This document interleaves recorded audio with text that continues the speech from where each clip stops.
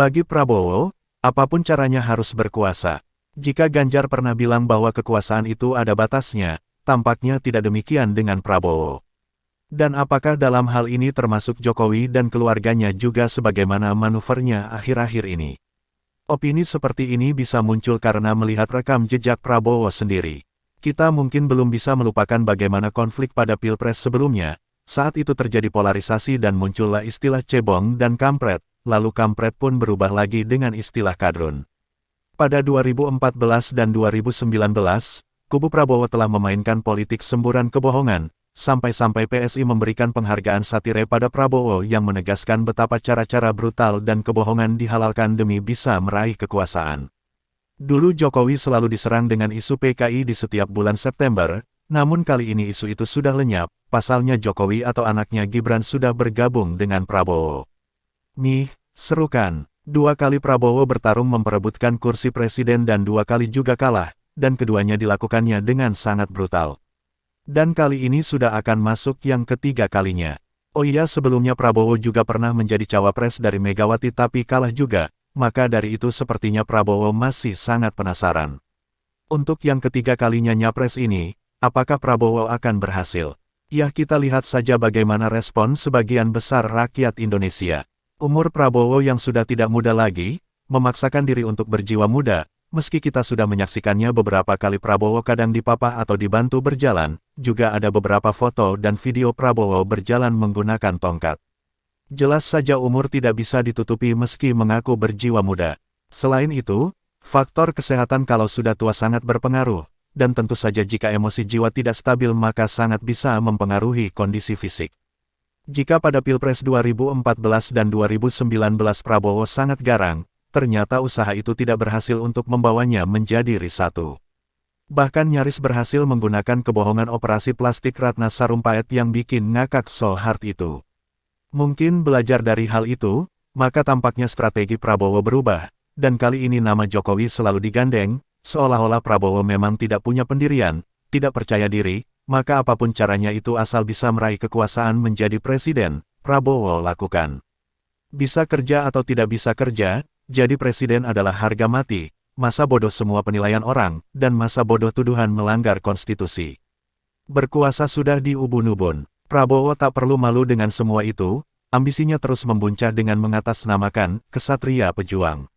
Ikut Pilpres berkali-kali menurutnya adalah kesatria yang pantang menyerah.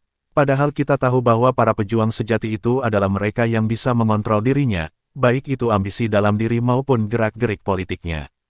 Perlu diketahui bahwa siapapun yang mendampingi Prabowo, maka dia tetaplah Prabowo.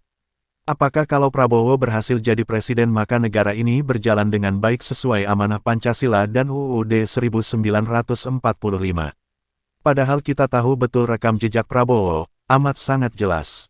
Prabowo yang sempat berjaya di masa Orde Baru, meskipun Orde Baru sudah tumbang, tapi sampai sekarang Prabowo masih sangat kaya raya. Dan mungkin karena di negeri kita ini masih sangat banyak orang yang miskin, maka Prabowo yang logistiknya melimpah masih bisa eksis dan hingga kini masih berpeluang ikut Pilpres 2024.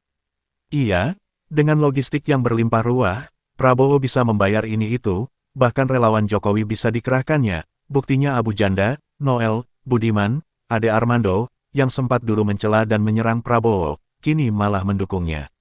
Dan jangan-jangan juga selama ini, Jokowi mendukung Prabowo saat ini karena ingin balas budi ke Prabowo.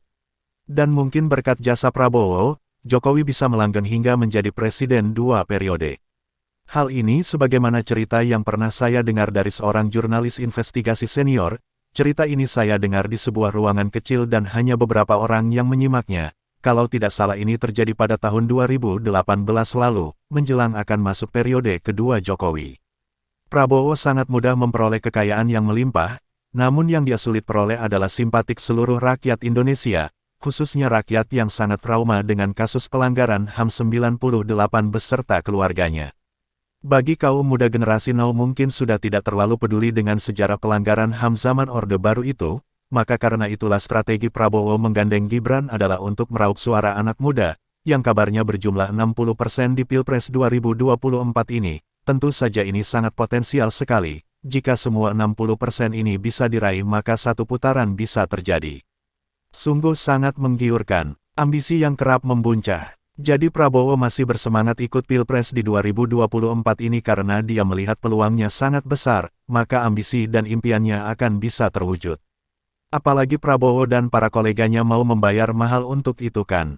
Nah, Prabowo mendapatkan dukungan karena banyaknya orang yang sangat khawatir jatuh miskin dan mendambakan hidup dalam kemewahan terus-menerus sepanjang hidupnya.